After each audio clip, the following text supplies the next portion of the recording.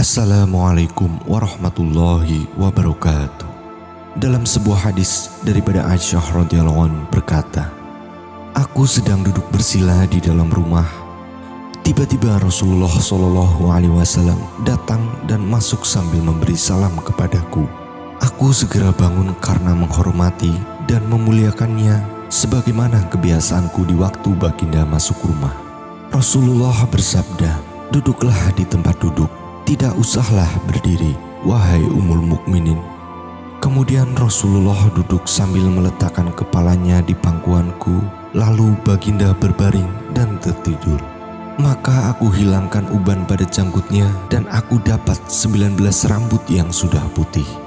Maka terfikirlah dalam hatiku dan berkata, sesungguhnya baginda akan meninggalkan dunia ini sebelum aku, sehingga tetaplah satu umat yang ditinggalkan oleh nabinya. Maka aku menangis sehingga mengalir air mataku jatuh menitis pada wajah baginda. Baginda terbangun dari tidurnya seraya bertanya, 'Apa sebabnya sehingga engkau menangis, wahai Ummul Mukminin?' Aisyah bertanya, 'Keadaan bagaimanakah yang hebat bagi mayat? Tunjukkan wahai Rasulullah.' Rasulullah berkata, 'Engkaulah katakan.'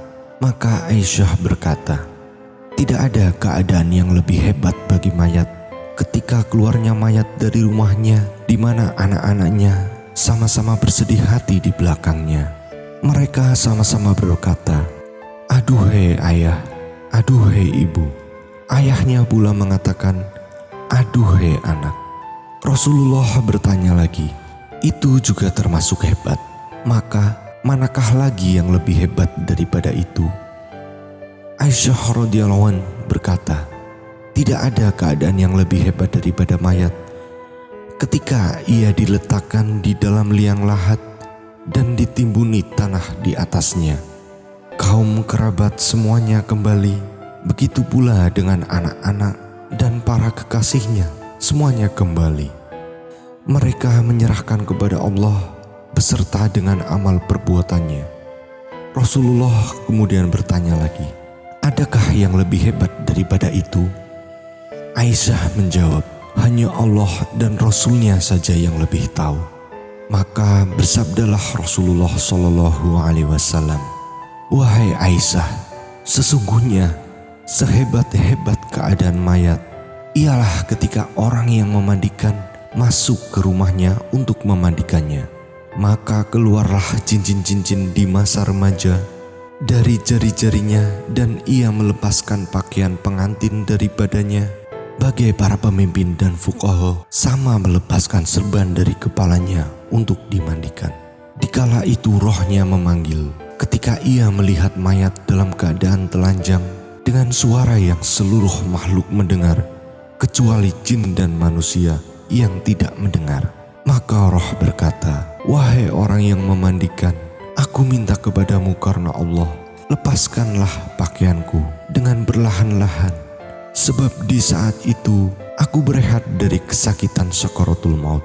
Dan apabila disiram, maka akan berkata mayat itu, wahai orang yang memandikan akan roh Allah, janganlah engkau menyiram air dalam keadaan yang panas dan jangan pula dalam keadaan sejuk, karena tubuhku terbakar dari sebab lepasnya roh. Dan jika mereka memandikan, maka berkata roh, demi Allah, wahai orang yang memandikan, janganlah engkau gosok tubuhku dengan kuat, sebab tubuhku luka-luka dengan keluarnya roh.